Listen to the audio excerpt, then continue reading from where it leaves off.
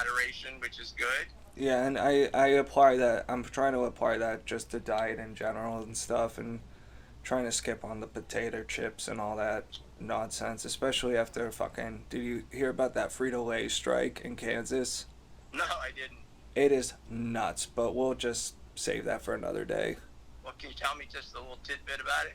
Um, it's this Frito-Lay's chip factory in Kansas where these people have been, these workers have been doing these quote unquote suicide shifts where they end up working 84 hours a week, 7 days a week. They go in thinking, being told they're, doing an 8 hour shift, and then at the last second they get told, oh, you have to throw another 4 hours on it. So you'll be done. You'll have worked 12 hours and be done by 7 p.m. And we'll also need you back at 3 a.m. What? I mean, some of the crazy. Jimmy Dore made a good video, like a 10-minute video. I'll send it to you, talking because he shows a lot of different sources in it, and I mean, he blames capitalism, but that's Jimmy Dore for you. But he pretty much came with it on how like someone died on the line, and then they just had the workers drag the body off the line and put a new body in, and just kept working. Like Wow, that. psychotic third world slave conditions nonsense that it's like, how the hell did they not strike sooner? But they're on strike But now. So to all our listeners, if you're gonna be munching on Doritos, unsubscribe. We don't want you. unsubscribe, we don't. I said we don't want you. If you're gonna keep Okay. biting the Frito-Lay's product, if you're gonna be munching on the Lay's chips and the Doritos and the Fritos and all that nonsense, I'm saying I want to dissociate. No, I'm kidding. Well, But I'm personally not buying any of that shit. Not that I bought a lot of that nonsense to begin with, but I'm just like now, like, no fucking way until, you know, conditions improve at this fucking plant. no, we can switch to Weiss or something like that, right? Weiss potato chips. Or we could just not eat chips at all. Right, that's a tough one, but okay. It is a tough one, and I am so guilty. You have no idea, Right, right. but What not. is? But I I don't stay want on to get brand. into Jimmy Dore shtick. We can get into him some other time, but okay. So, but as far as moderation, then you're carrying that over into other aspects of your life. Yes, I'm trying to just moderate all things and try to sort of gradually fine tune myself and sort of hammer myself into shape by the time I am at LSAT, date in November, because that specifically has to be like in the morning. So I really want to make sure I'm in a healthy place where I can get up early and functionally be able to tackle it and not need to like chug a fucking monster Red Bull, whatever, Yeah, and then espresso shot at the you're talking about the LSATs, the preparatory exams for law school, right? That is correct. Okay. So by doing some of this, you're helping yourself get ready to take the LSATs. Also. Yep, that's a big part of it. And also just as a personal life goal, like I know I can start making sacrifices and start trimming some fat, let's say.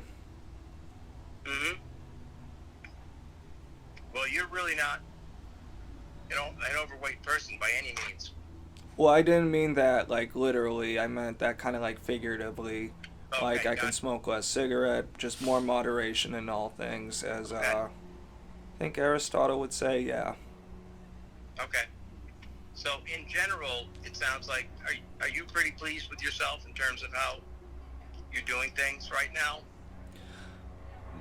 Technically, in the moment, no, because I've intentionally been a lazy POS this week, but I'm very optimistic about the future and where I was before. And I also did miss certainly for 2 days, so that did kind of throw me off. And I've also just had a lot of dumb errands and stuff to do throughout the week that's been keeping me busy and distracted. And, I'll get home after being in traffic for Okay. an hour and a half and then have to cook dinner, and it's just like, where does the day go? Yeah. So you don't anticipate any difficulty in cutting back on the weed smoking. Once once you get past this little vacation period, as you put it. Yeah, I would Once you're say past your weed vacation, my you think you'll be weedcation. yeah, your weed vacation. Do you think you'll be having trouble cutting back? Nah, Okay. I don't think it'll be. That's also fuck. I'm trying to swear less. Also because I'm so low energy right now because there's like the neighbors' kids like in the other yard, so I don't want to be screaming about the the Okay. fluffin commies right now. So if any of you in the audience are to join this episode, hunt down my neighbors. That's all I have to say about that. Okay. Yeah. And you apologize for not swearing as much, right?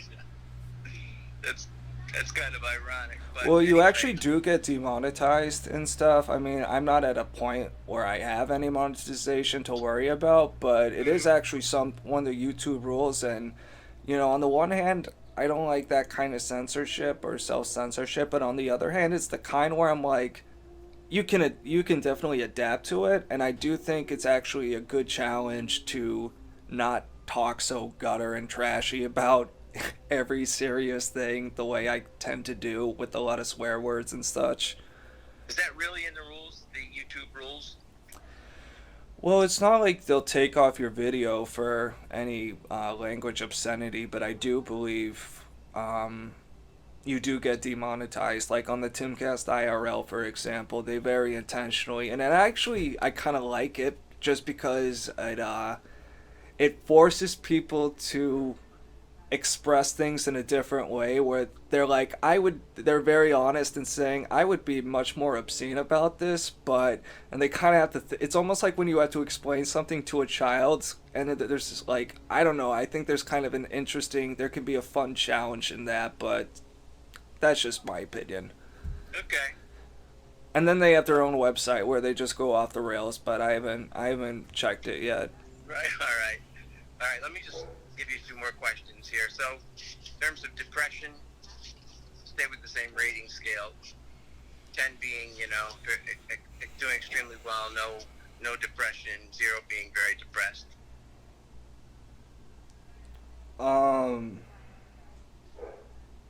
Sorry, I got distracted by the dog. I guess this week technically 6 or 7, Okay.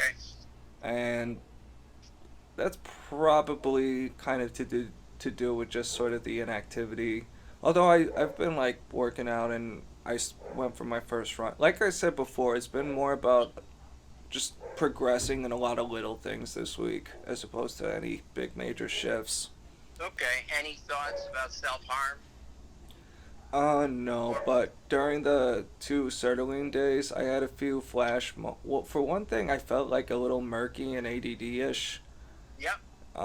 But also I remember having just a couple of flashes of like kind of emotional flashes. It's almost like when you're in that drunken state where you're just like, I love you, man. Yep. Like this morning, like before I took it, I was just smoking me pipe, and just the way the sun was going off in the morning, and I literally was just looking at this leaf like really up close, almost, and the way the light was hitting on it, it literally felt like I was in like a one of those nature documentaries, and just looking at nature in a way I hadn't before, and I just like almost wanted to say, I love you, God, for the trees and the leaves, man. Yeah. So that, I would take that into doing, every day, including as part of your routine, a little meditation walk, mindful walking, just even for a few minutes where you just don't clear your mind and just accentuate your senses. Just allow your senses to sort of light up, everyone from smells to sights to sounds to touch, bend down and pick a flower, touch a tree or something like that. So if you took a little walk where you were mindfully walking slowly and clearing your mind of any thoughts and just allowing and shutting off your phone and just allowing your senses to be awakened, it's a great thing for your mind. Yeah, I've even been trying to do a little, like, especially towards like late at night, just very sort of intentionally turning the phone off. Even if it Nice. was like, even if like this week I was just kind of lazing around and playing a video game, and usually I listen to podcasts a lot. Well, if I am playing video games, but like last night I was like, no, let's just turn it off and really just kind of like immerse myself in the game, and it's like one of those things where I could appreciate the atmosphere of the game a lot more. You know what I mean? Because it's like a dark fantasy thing, and then having like Jesse Kelly ranting about the commies kind of over that kind of kills the atmosphere a little. Not that I care, but it's just kind of a little nice different experience. Okay, great. So silence is wonderful, and anytime you can incorporate silence in your daily routine, even for a couple of minutes, it's a good thing. Yeah. People aren't really silent enough. And one of the people really need to silence themselves more. Yes. You know, it is one of the funny things. Sorry, go ahead. Imagine what a difference it would be in the world if people actually did that. What do you mean? Spent a little time in silence every day, without all the stimulation, from both outside and inside their heads.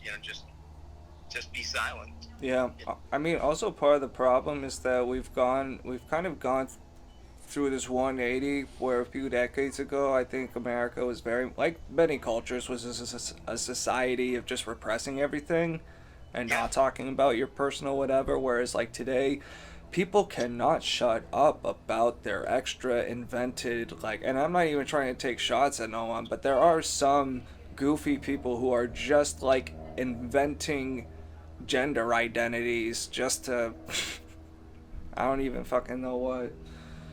I don't know where I was going with that. I lost my train of thought, but well, I was with you and I agree. People are really, oh yeah, they're so open. It's very look at me, Yes. you know what I mean? I'm a paleo demisexual. Like I looked up, if I remember correctly, a demisexual is just someone who is sexually attracted to people they have an emotional connection with.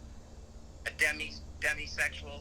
I think so. I could be wrong, but there's stuff like that, and I'm just like, who fucking cares?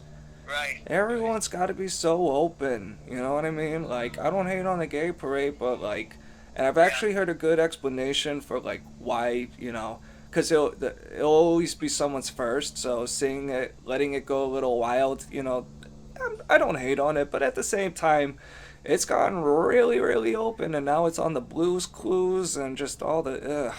Yeah. It's just so in your face. That's it. It's in your face. Like, imagine me ranting about my cisgendered heterosexuality. It's like, no one fucking cares. Non-binary. Yeah. It's just, I just don't care. No one cares. We're over it. I'd like to be over it. We'd love to be over it. It reminds me of that Morgan Freeman interview, where someone was like, how do we, end the racism in society? And he said, stop talking about it. Yeah, I like that. That's perfect. Yeah, but anyway, so have we kind of wrapped up our clinical review? Yeah, I think we have. Yep. Alright, I'm just going to hit pause so this will be easier for me to reformat later.